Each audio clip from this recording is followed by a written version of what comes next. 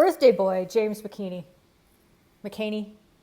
says, thanks, Meg, asks, he asked this in the context of was it a Ruly Tuesday or Feature Friday?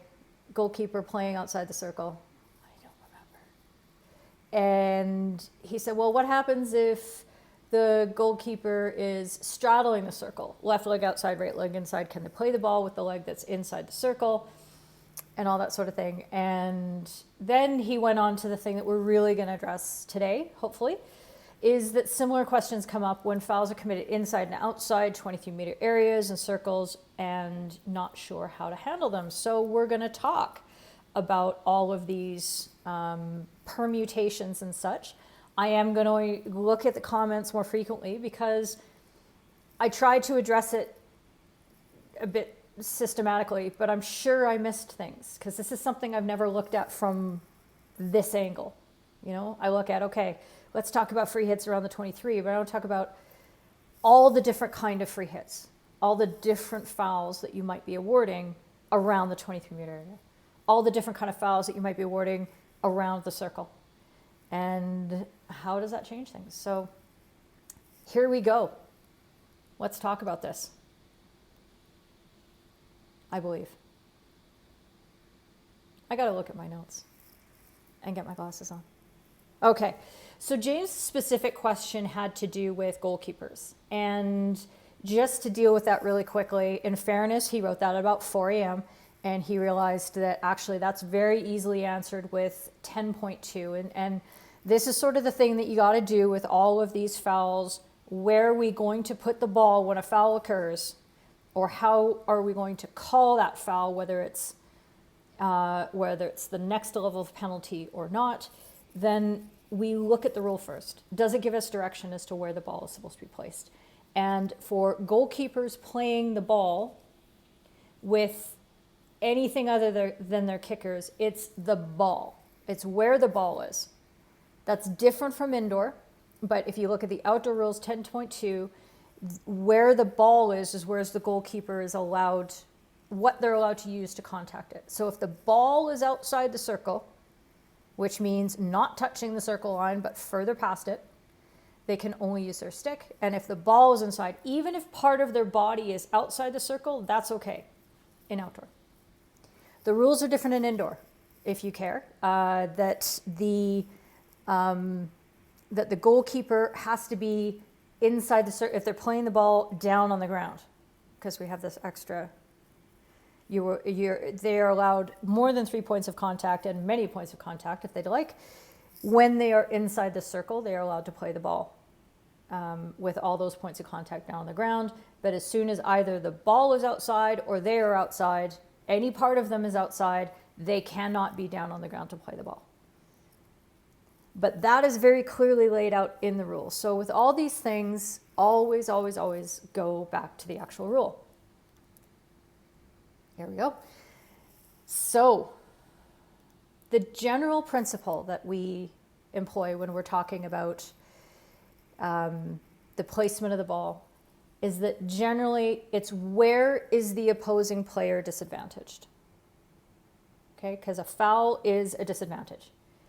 So it's not where other parts of the disadvantaging player's body may be. It's where is the actual thing that is making it hard for the opposing player to play the ball and to contest for it. So a foot should be not whether let's say the ball is striking a foot, and I never clip these. I never clip these because to me they're like, well, this is just a matter of fact. And what can I teach an umpire about this? And now I regret my life. But if a player has their foot, part of it, their heel, is contacting the circle line, and the ball strikes their toe, just because part of their body is inside the circle doesn't mean that the foot, the foul, occurs inside the circle. It actually occurs outside the circle where that ball contact is, because that's the exact point at which the opposing player can't play the ball. It's something has changed and made him disadvantaged, or her, or them. Stick obstructions, same thing, or any kind of obstruction. It's where was the action that disadvantaged the player. So if the third party occurs, if the two players, if the player gets bumped off the ball behind in front of the 23, but the ball at that time was behind the 23. Man. Okay, defender is in front of the 23. The attacker and the player who third parties, if that action is behind the 23, then that is where the foul is going to be. Behind the 23, not in front. Outside the 23 as opposed to inside. Okay? So this becomes really important when you are deciding whether there are team penalty upgrades that can apply. So we went over this yesterday in the requisite 5 meters. Here's an example. Roll from right to left is going to be stick obstruction. That's somewhere close between 4 and 5, Todd. I think that's good umpiring. But what's happening here, and actually Simon and I'm not sure, I think it was Todd Williams was on the broadcast with him, and they were like, ho, that's really close. And you can see that the Irish player goes to requisite 5 meters. Should like a video of this. Roll from right to left is going to be stick obstruction. That's somewhere close between 4 and 5, Todd. I think that's good umpiring. From all the other things. And that's because of the way that the rule is worded and the way it is employed throughout the game. So the condition of needing to be 5 meters away from the ball exists for the player who is on the ball. And the place where they are disadvantaged is at the ball, not where it gets intercepted. Because when a player is infringing 5 meters, they're taking away a passing lane, they're taking away decision, they're taking away time. And the place at which that time doesn't exist is where the player is standing. I feel like that made no sense at all. Or it was the most profound thing I've ever said. You tell me. So that's the way that you need to conceive of it. Now, we can go through all the practical ramifications, like, well, you know that if a player infringes 5 meters on a free hit that's inside the dotted line, and that defender has crept up, that just because they say make that interception inside the circle, you don't call a penalty stroke, do you? No, because the disadvantage isn't inside the circle. The disadvantage actually occurs because of the way the defender can infringe on the time and space of the person in possession with the ball. And that's where the foul is. That's the philosophy behind that. And by the way, I didn't just make all this up. I mean, I made the philosophy up because that's what I like to do. But in terms of the practical deployment, the Rules Committee actually did have a look at this recently because it was out on the internets. People were discussing it, and I don't think a lot of thought had actually been put into it from some of us. So yeah, Rules Committee looked at it and came back with an official ruling. So just in case you're wondering, Keely, I'm not sure if I'm buying any of this. Oh, that you could hear the commentary on the, oh, sorry, Simon. Okay, I'll turn that down for the next one. Okay, I'm gonna look through a few comments and just see where it's at, because we're gonna talk about the ball placement for danger, and that's different. Okay. Good. Okay, Daniel, you have a scenario question? Sure, I'll just do it. I had an annoying question like this, annoying point. I went down for a long barrier, straddling the edge of the D. It hit my left foot outside the D, but the umpire still gave me a C, claiming that I was inside the circle. Yeah, that's just not right. It's just not. The ball is pretty important. Yes, and a deliberate foul outside the D could still be a PC upgrade. And so that's, I think, for Daniel, if the foot was more maybe part of your body, and the umpire decided that that was an intentional foul on your part. If it just hits your foot, that's a tough sell to say that that's part of your long barrier. But if it hits your leg that is contacting the ground, and I think I had a Feature Friday long barrier video recently that some people disagreed with, which was kind of weird. I don't understand. I had a lot of discussions on YouTube about that, but all came there. Let's see. Okay. Got all the sounds straight. Good. So that's the philosophy for ball placement for like feet, obstructions, and free hit infringements. Now, aerials would be the same thing, another 5-meter infringement. Let's talk about danger. We're not talking about danger shots on goal. I'm still not ready. But we're going to talk about the fact that the danger rule is different. And let's see. Here's rule 9.8. There's a specific wording in here that personally I hate. I think this is dumb. But they say the penalty is awarded where the action causing the danger took place. Now, they've fiddled with this wording a little bit in recent times, making it very clear that it's the initiating action. So it's where the ball is struck, for example. If it then rises dangerously and is likely to lead to dangerous play, that it's that the place where the hit was taken from is where it needs to be pulled back.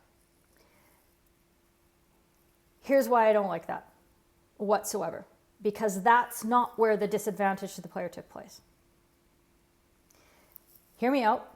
I've talked about danger being a thing that happens that is, it's not just that it's danger, but because it's dangerous, that player is disadvantaged from playing the ball.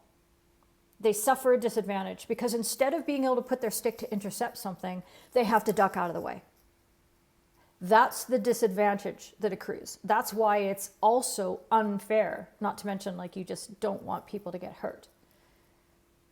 But that's why we can sometimes play on from danger, or this is why we decide something is dangerous or not, because if they don't have to take legitimate evasive action, if they don't have to evade the ball, they could have tried to play the ball. That's where I get that disadvantage from. I would much rather see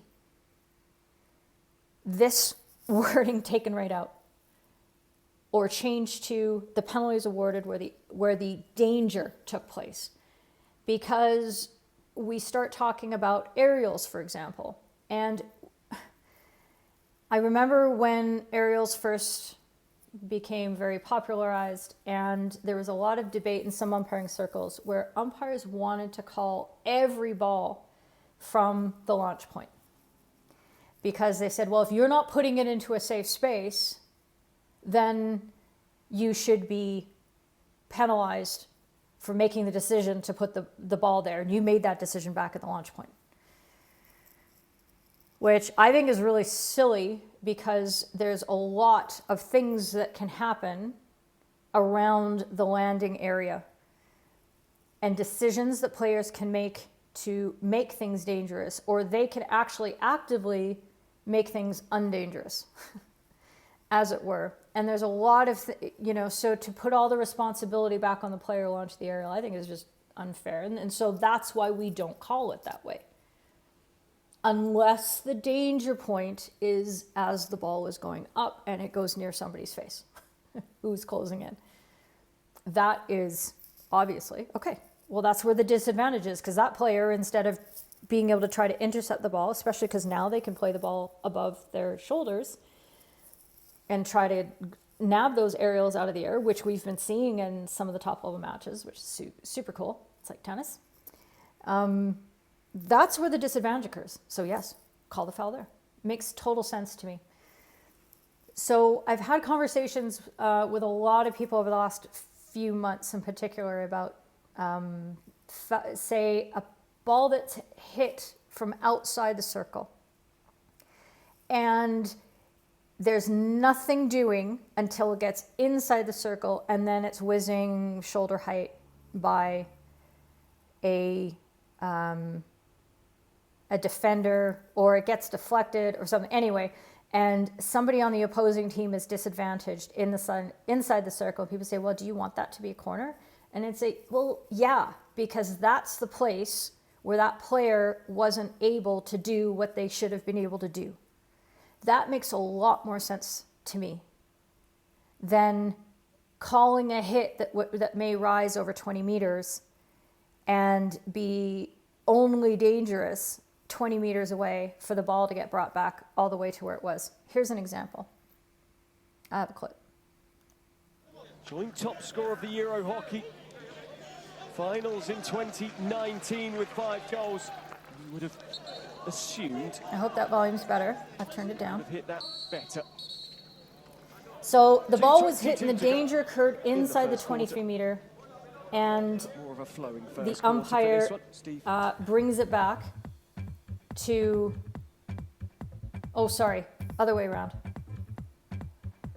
So the action where the actual danger occurs outside the 23 meter, but the ball gets brought back. Did I get that right? How would I watch it?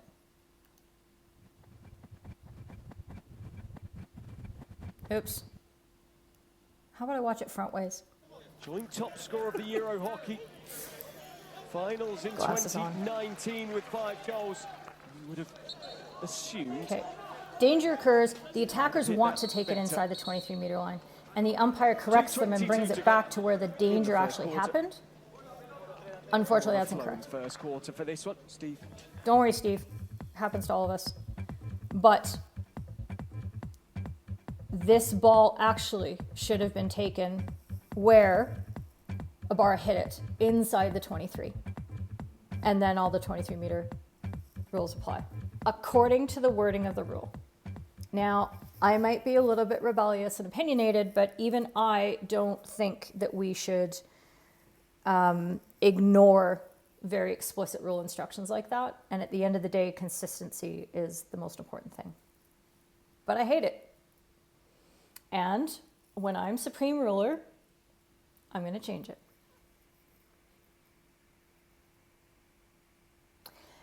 That's very true, Simon, but that's not where the ball needs to be taken.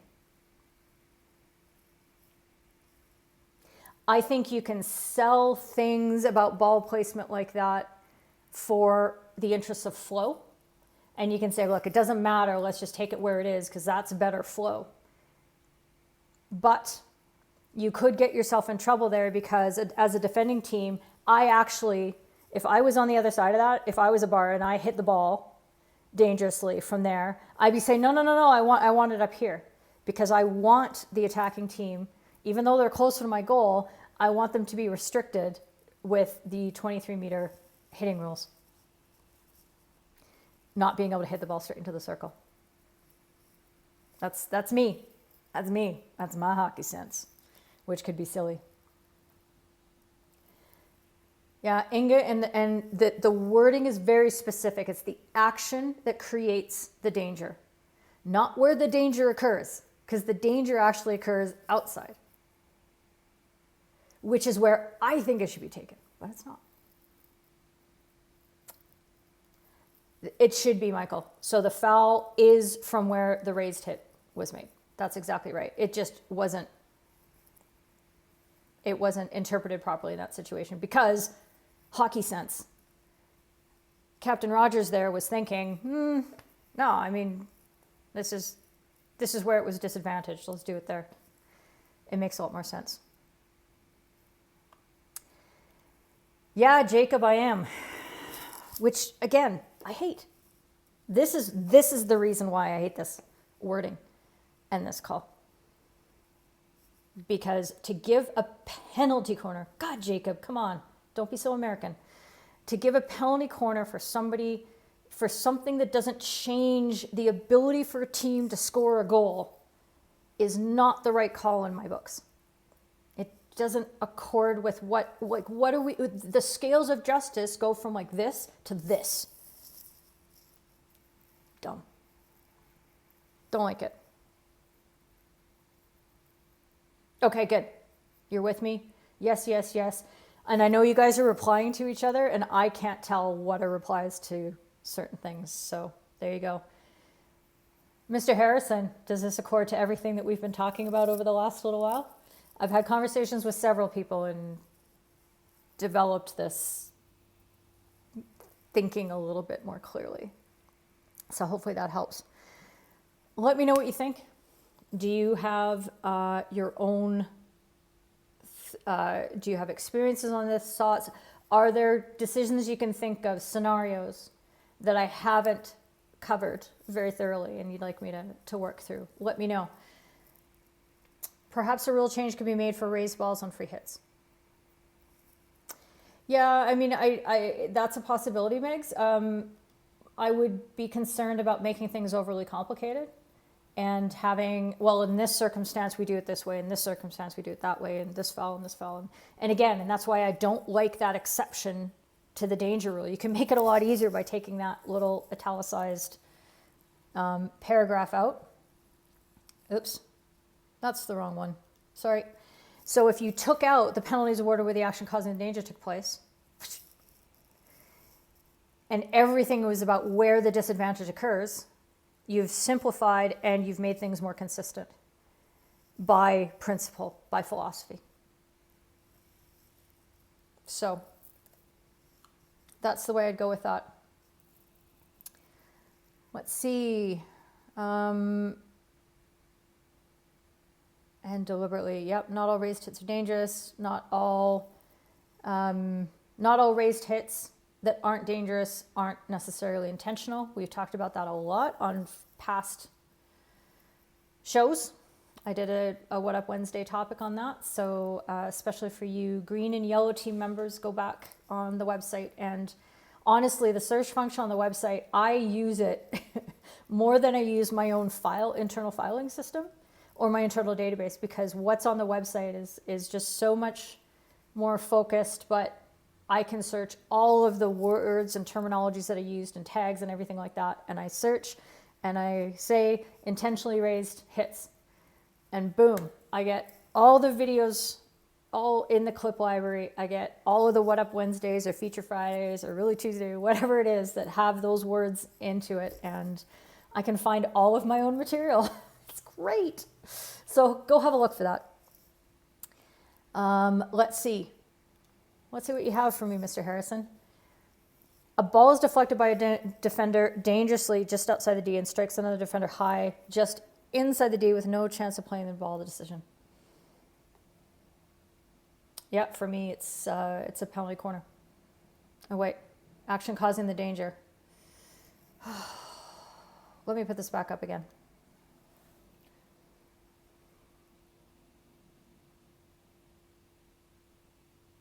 Yeah, according to the wording of the rule, this has to be a free hit. Strikes another defender high just inside the D after. Although, as you and I talked about at great length, Matt, we talked about the concept of advantage and going on. I would sell this as an advantage call and say, yeah, it goes by a defender dangerously or the action, but it's actually because it hits a player inside the D. That's the more appealing option for the attack. There is another disadvantage that occurs separate from the danger that was outside. That's what I'm going to be calling. So that's what you and I talked about. Michael, no way would you ever give a PC for raised hit out of the D if no danger to opposing players. Giving a PC would be like taking the pin out of the proverbial team hand grenade. Yeah, right? You know the inherent unfairness of that. So even as much as I know the rules and all that sort of thing, it's just at this point where we're trying to really get everybody together on the same page, doing it the same way. We can't do it we are risking that consensus building and that understanding that we're trying to build within our community if we make exceptions for whatever reason. So I would be a lot more likely to encourage players not to see a certain ball as being dangerous and not intentionally raised. First time I saw a player raise the ball in a way that could be advantageous out from their D, I'd be walking over to them and I'd be saying two things. If you do that again, I'm going to know you meant it, and you don't want to be meaning it inside your own circle. Hot tip. Because I don't like the result that it produces on the game. It's hard. Yes, the PC for playing the ball with the body. And when you have those two luxuries, if it's dangerous, if the action is deflected dangerously outside and it's also dangerous to somebody inside but does not hit their body, then you can call the first danger. Correct, Timothy O'Sullivan. You do not call danger on your own teammate. And is it in 9.8? There's debate as to this whole the ball is also considered dangerous because that indicates it's an addition to something that would be dangerous. But no, fouls only occur against opponents under the definition of what an offense is at the front of the rule book and the terminology. I could bring it up. Yeah, so we're talking, again, this is when we use words to talk about a scenario and we all visualize it in a different way. So this match scenario specifically is an attacker has taken a hit that goes across the circle. A defender deflects that ball, hit by the attacker. They make that deflection just outside the D. And that deflection then strikes one of that defender's teammates inside the D. They take it in the gut. What would you call? And Matt wants to call a free hit.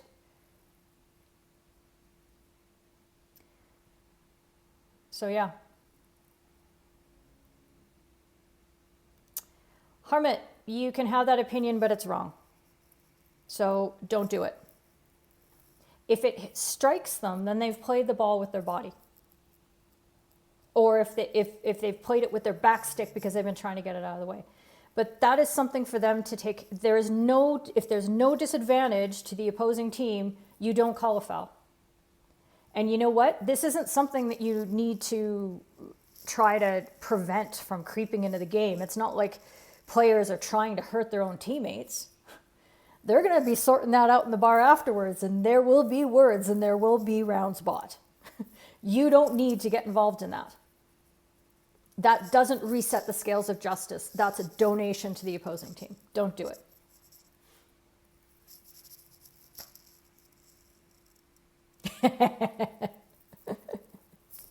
There you go. I hope that was in the right spirit there. I do like to get firm sometimes about things that really need to be. But at the same time, when I know I need to give room for other interpretations and alternatives, I really work hard on allowing that as well. So it hopes. And yes, this is how I sometimes umpire manage. Gently, and then Mr. Potato Head comes out and I just pop in the angry eyes. Make it happen. Sometimes getting a straight message is a lot more helpful. Okay, good stuff.